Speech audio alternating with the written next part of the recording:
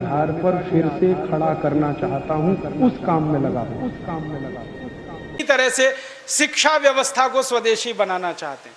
अभी जो शिक्षा हम लेते हैं वो मैकॉले की है। मैकॉले ने जो पाठ्यक्रम तय किया वही हम पढ़ते हैं, और दुर्भाग्य से मैकॉले जो पाठ्यक्रम हमको दे गया वो इतना रद्दी और बेकार का है जो जिंदगी में कभी काम नहीं आता। हम पढ़ते हैं, रटते हैं, कक्षा में जाकर उल्टी करते हैं। कॉपी पे लिखना माने उल्टी करना। 100 में से 96 नंबर ले आते हैं। अब उसका शहद लगा के चाटें तो क्या निकलता है उसमें से? 96 नंबर। जिंदगी में काम नहीं आती वो शिक्षा। मैं मेरा उदाहरण देता हूं, सालों साल मैंने पढ़ाई की, मेरा जीवन खराब किया। मैं नहीं पढ़ता तो बहुत अच्छा होता। जितने साल मैंने पढ़ाई की, जितना पैसा मेरे माता पिता ने मेरी पढ़ाई पे खर्च किया, जितना पैसा मेरे ट्यूशन पे मेरे माता पिता ने खर्च किया, अगर मैं पढ़ने नहीं जाता वो सब पैसा बचता और मैं उससे कोई धंधा और व्यापार करता तो करोड़पति होता। क्या पढ़ाई हुई है मेरी? मैंने बचपन में पढ़ा x + y whole square is equal to x square plus 2xy plus y square, x minus y whole square is equal to x square minus 2xy plus y square. अब मेरे समझ में नहीं आता कि करूं क्या इसका मैं मेरी जिंदगी में।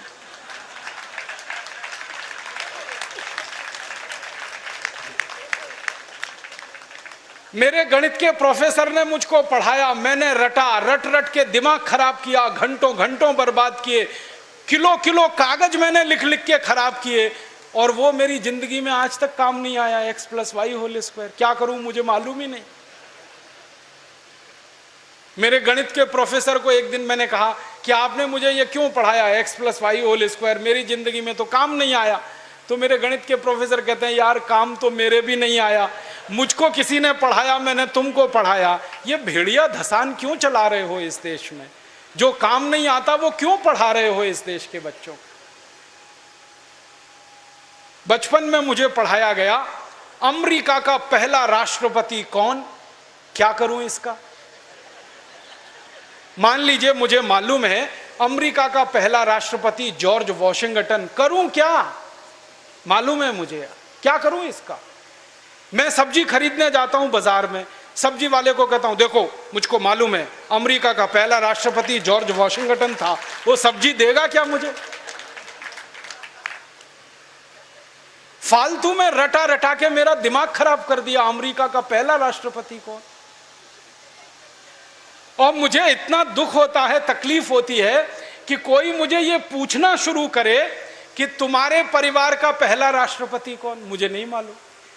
मेरे परिवार के राष्ट्रपति से मतलब मेरे दादा, दादा के दादा, दादा के दादा, दादा, कहीं से हमारा कुल शुरू हुआ ना, तो मेरे कुल का पति माने मेरा पहला पिता, वो कौन? नहीं मालूम।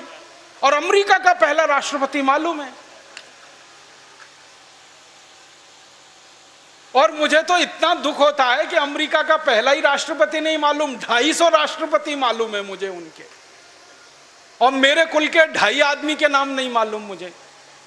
मेरे पिताजी का नाम मालूम है, उनके पिताजी का, उसके आगे बढ़ता हूं तो सब ब्लैंक हो जाता है, याद ही नहीं मुझे। क्या करना है ऐसी शिक्षा से? काम की क्या है ये? बचपन में मुझको पढ़ाया कनाडा का क्लाइमेट कैसा, कनाडा का, भारत का नहीं, कनाडा का। कनाडा की जलवायु क्या है, क्या करूं उसका कनाडा की जलवायु का? मैं तो कभी कनाडा जाने वाला नहीं, कनाडा मेरे घर में कभी आने वाला नहीं, उसकी जलवायु पढ़ के करना क्या है? मैं शिवपुरी में रहता हूं, मैं भोपाल में, ग्वालियर में रहता हूं, मुझे शिवपुरी की जलवायु मालूम है तो कुछ काम आने वाली है। कनाडा की जलवायु क्या काम आने वाली है?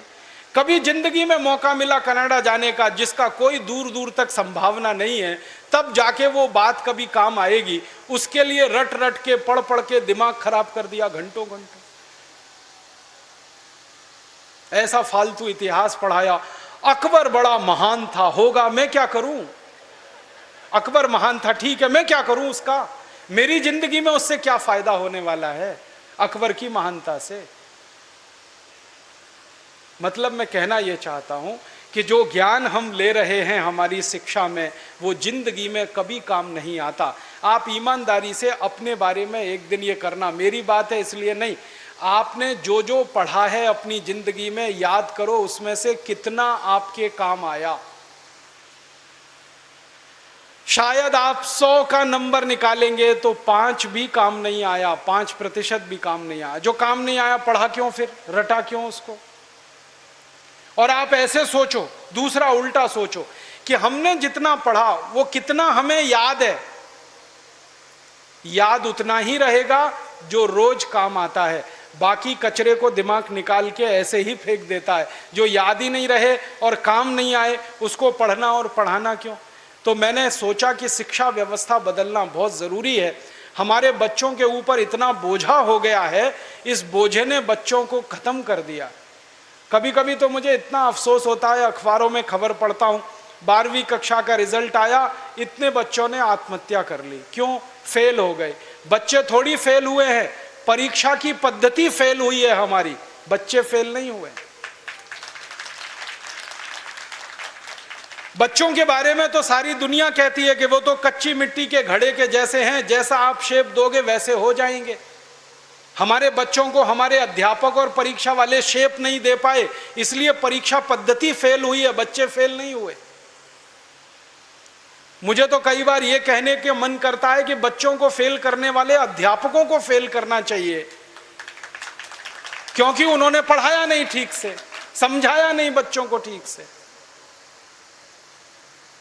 और इस शिक्षा पद्धति में क्या भेड़िया धसान है, 100 में से 90 नंबर लाओ, 99 नंबर लाओ, 98 नंबर लाओ तो आप बहुत होशियार हैं, 33 नंबर लाओ, 30 नंबर लाओ तो आप बिल्कुल बेकार हैं। न्यूटन को तो जिंदगी में कभी भी 30 से ज्यादा नंबर आए नहीं, बेकार है न्यूटन, वो तो सारी दुनिया में पूजा जाता है। कभी फेल, हमेशा ही फेल हुआ, पास ही नहीं हुआ कभी न्यूटन।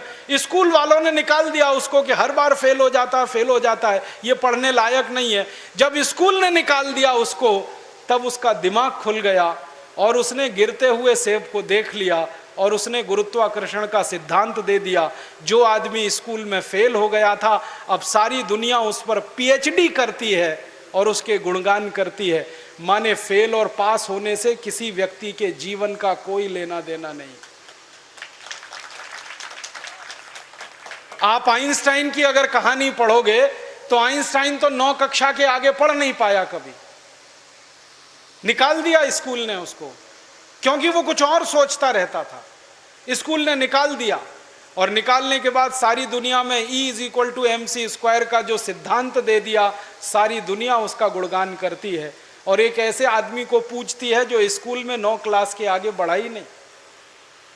मतलब मैं कहना चाहता हूं, 9 पढ़ जाए, 10 पढ़ जाए, 12 पढ़ जाए, 16 पढ़ जाए, इससे कुछ लेना देना नहीं। ज्ञान जो है ना, डिग्रियों से नहीं तौला जाता। ज्ञान अलग चीज है, डिग्रियां बिल्कुल अलग चीज। मैं तो इसी देश की कहानी देखता हूं। धीरूभाई अंबानी 9 क्लास फेल हो गया, पेट्रोल पंप पे नौकरी करना शुरू किया और रिलायंस नाम का एक एम्पायर खड़ा कर दिया जो सारी दुनिया में 4.5 लाख करोड़ का है। 9 क्लास फेल आदमी 4.5 लाख करोड़ का एम्पायर खड़ा करके छोड़ गया।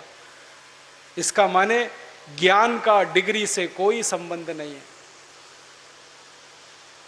घनश्याम दास बिरला 4 क्लास पढ़े, स्कूल और गांव छोड़कर निकल गए, लोटा लेकर कलकत्ता पहुंच गए और इतना बड़ा खानदान बना दिया, बिरला एम्पायर, जो आज लाखों करोड़ का है।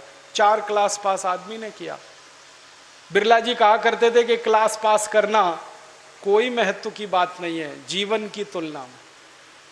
तो हम जीवन को जीने वाली शिक्षा हमारे विद्यार्थियों को दें, ऐसी शिक्षा व्यवस्था हम बनाएं जिसमें डिग्री का महत्व ना हो, ज्ञान का महत्व हो, परीक्षा का महत्व ना हो, सीखने का महत्व हो, पढ़ाने का महत्व नहीं हो, सिखाने का महत्व हो। अध्यापक भी सीखें, विद्यार्थी भी सीखें, दोनों सीखने की प्रक्रिया में आगे बढ़ें। ऐसी एक शिक्षा व्यवस्था हम बनाना चाहते हैं और ये पूरी शिक्षा व्यवस्था मातृभाषा पर आधारित होगी, ये अंग्रेजी पर आधारित नहीं होगी।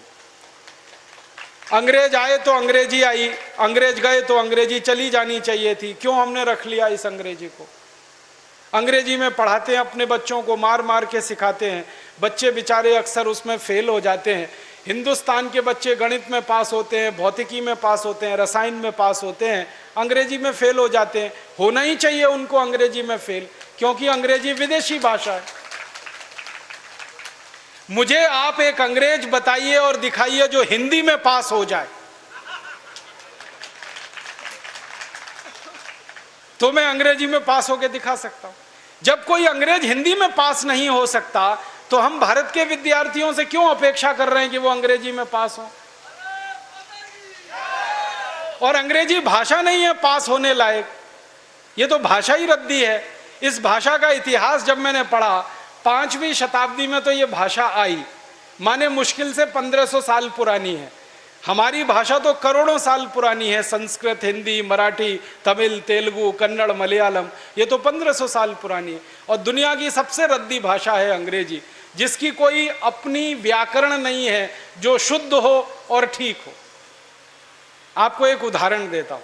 अंग्रेजी में एक शब्द है PUT, पुट, BUT, तो PUT पट होना चाहिए। CUT कट, BUT बट, तो PUT पट।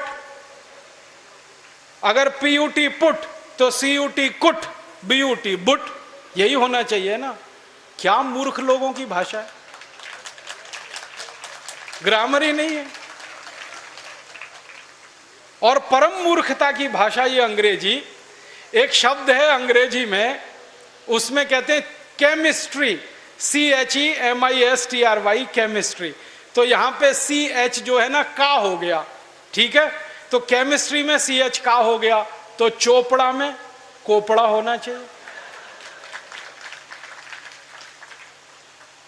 CHOPARA है ना, उसको चोपड़ा क्यों कहते हैं, कोपड़ा कहो।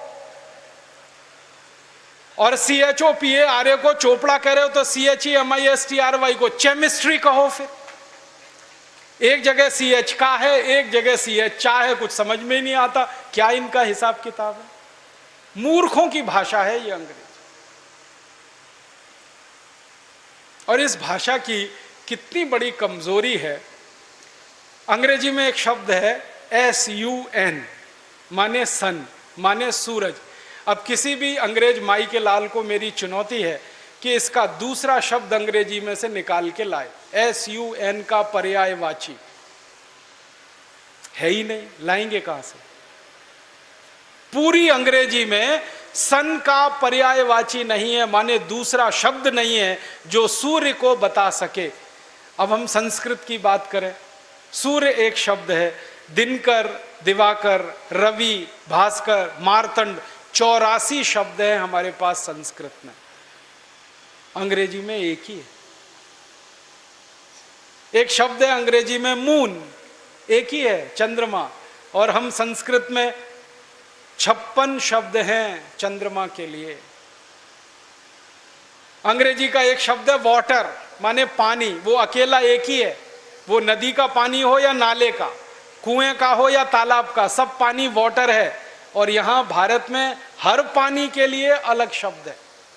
बारिश का पानी अलग, समुद्र का पानी अलग, नदी का पानी अलग, तालाब का अलग, सरोवर का अलग, नाले का पानी अलग, कीचड़ का पानी अलग, सब पानी के लिए अलग अलग शब्द है। अंग्रेजी में एक ही है, वाटर। बहुत गरीब भाषा है अंग्रेजी, शब्द ही नहीं है उनके पास। कितने गरीब हैं, चाचा भी अंकल, मामा भी अंकल, मौसा भी अंकल, फूफा भी अंकल, फूफा का फूफा भी अंकल, मौसा का मौसा भी अंकल, कोई शब्द ही नहीं है अंकल के अलावा।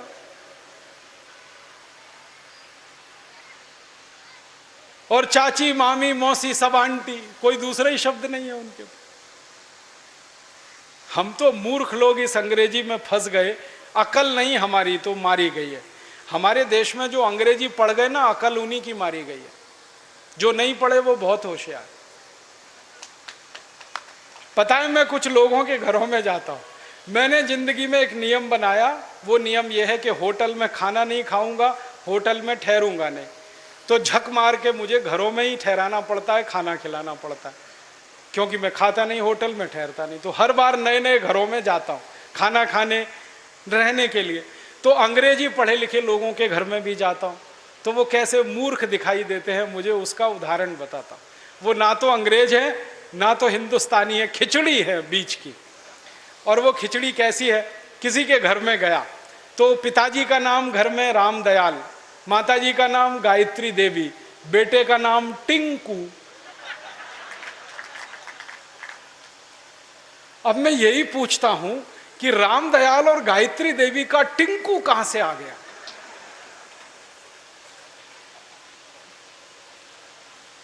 फिर मैं उनको पूछता हूं आपको मालूम है टिंकू का अर्थ क्या है? उनको नहीं मालूम। नाम रख लिया बच्चे का टिंकू, अर्थ नहीं मालूम।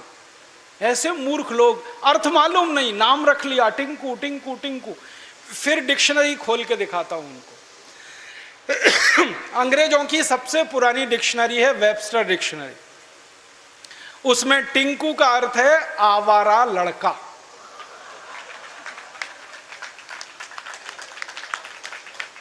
जो लड़का बाप की ना सुने, मां की ना सुने, वो टिंकू है। और हम क्या कर रहे हैं पढ़े लिखे मूर्ख लोग, आज्ञाकारी लड़के को टिंकू टिंकू टिंकू बोल बोल के आवारा बनाने की तैयारी कर। ऐसे अंग्रेजी मूर्खों के घरों में जब मैं जाता हूं तो ऐसे ही नाम मिलते हैं, बबली, डबली, डब्लू, बबलू। क्या मतलब है डब्लू, बबलू, बबली, डबली? डिम्पल, ट्विंकल, कुछ मतलब ही नहीं। कुछ भारत में नाम की कमी हो गई है क्या? और इससे भी बड़ी बड़ी मूर्खताएं मैं देखता हूं। कोई अधकचरे हिंदुस्तानी, माने आधा अंग्रेज आधा हिंदुस्तानी के घर में जाऊं तो इंप्रेशन जमाने के लिए, माने रौब जमाने के लिए अंग्रेजी झाड़ेगा। हाँ, भले गलत सलत, लेकिन झाड़ेगा जरूर, रौब पड़े उसके ऊपर। वो क्या कहेगा? हिंदी में भी बोल सकता है, वो बात नहीं बोलेगा। वो कहेगा oh Rajiv Dixit, she is my missus. तो मैं पूछता हूं really she is your missus? क्योंकि उसको मिसेस का अर्थ नहीं मालूम। मिसेस का अर्थ जानते हैं क्या है? हर देश की अपनी सभ्यता, अपनी संस्कृति होती है, तो उसमें से निकले हुए शब्द की भी अपने इतिहास और संस्कृति की व्यवस्था होती। इंग्लैंड की सभ्यता कैसी है मालूम है? इंग्लैंड की सभ्यता में एक सबसे खराब बात है जो आपको कभी पसंद नहीं आएगी, कि वहां एक स्त्री और एक पुरुष जिंदगी भर साथ कभी भी नहीं रहते, बदलते रहते हैं। जैसे हम कपड़े बदलते हैं ना, वैसे वो एक दूसरे को बदलते रहते हैं। एक पुरुष की 20 स्त्रियां हो सकती हैं, एक स्त्री के 20 पुरुष हो सकते हैं। मेरे कई दोस्त हैं इंग्लैंड और यूरोप में जिनकी 40-40 शादियां हुई हैं, 41वीं करने को तैयार है। ये उनके यहां चलता रहता। इसको उनकी भाषा में कहते हैं एक्स्ट्रा मैरिटल अफेयर्स, पर स्त्री गमन पर पुरुष गमन। तो एक पुरुष कई स्त्रियों से संबंध रखता है, एक स्त्री कई पुरुषों से संबंध रखती है। तो पत्नी को छोड़कर जितनी स्त्रियों से संबंध रखने वाले होते हैं वो सब मिसेज में जाते हैं। माने मिसेज का अर्थ है धर्म पत्नी को छोड़कर कोई भी महिला जिसके साथ आप बिस्तर में रात को सोएं, वो मिसेज होती है, पत्नी को छोड़कर। अब यहां धर्म पत्नी को मिसेज बनाने में लगे हुए हैं। मूर्खों के मूर्ख पता नहीं कहां से पैदा हो। मिस्टर का मतलब उल्टा है, पति को छोड़कर कोई भी पुरुष जिसके साथ आप रात बिताएं वो मिस्टर होता है। यहां पति को मिस्टर बनाने में लगे हो। छोड़िए इन अंग्रेजी शब्दों को, इनमें कुछ दम नहीं। और एक तो सबसे खराब अंग्रेजी शब्द है, पता नहीं लोग बोलते कैसे हैं उसको, मैडम। आप जानते हैं मैडम कौन होता है यूरोप में? अंग्रेजों की संस्कृति में जहां पर परस्त्री गमन होगा वहां वैश्यावृत्ति होने वाली है कि नहीं? परस्त्री गमन, पर पुरुष गमन, वैश्यावृत्ति चरम पर होगी। तो वैश्याएं जो अपने कोठों को चलाती हैं, अपने वैश्यावृत्ति के काम में लगी हुई वैश्याओं की जो प्रमुख वैश्या होती है उसको मैडम कहते हैं।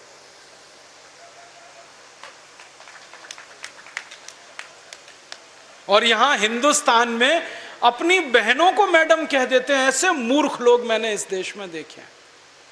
अपनी धर्मपत्नी को मैडम कहने में शर्म नहीं आती, ओ मैडम इधर आओ। और वो धर्मपत्नी को भी शर्म नहीं आती मैडम कहलवाने में, वो भी कहती है मैडम कहो मुझको। जान तो लो कि मैडम होती कौन है, फिर कहलवाओ। अपने भारत में कितने सुंदर सुंदर शब्द हैं।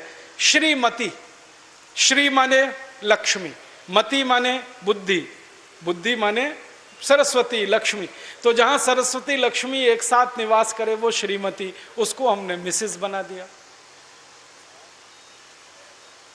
ये मूर्खाधिपति हमारे देश में अंग्रेजी पढ़े लिखे, इन्होंने बड़ा सत्यानाश किया, बेड़ा गर्क किया इस देश का।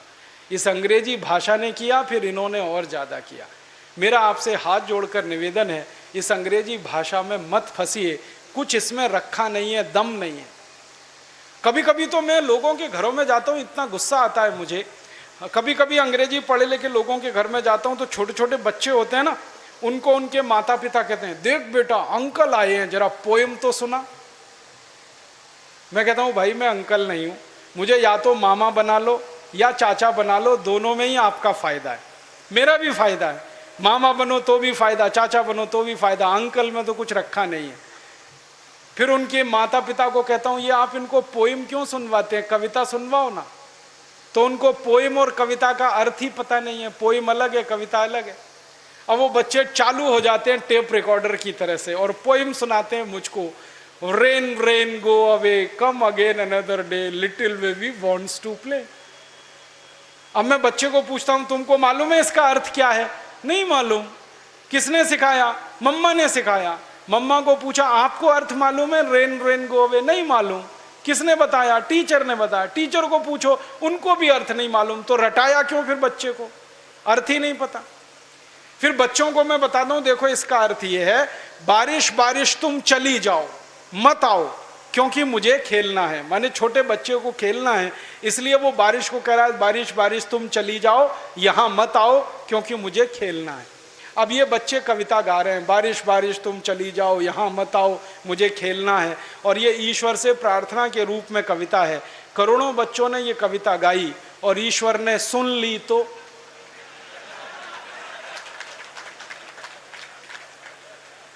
बारिश को वापस बुला लिया। तो क्या होने वाला है? बारिश नहीं होगी। बारिश नहीं होगी तो सूखा पड़ेगा। सूखा पड़ेगा तो आप भी भूखे मरेंगे, मैं भी मरूंगा, किसान भी मरेंगे। इतनी अकल नहीं है हमको, ये रेन रेन गो अवे कितनी खतरनाक चीज है। हमारे भारत में 60% खेती बारिश पर होती है, 40% खेत में ही सिंचाई की व्यवस्था है।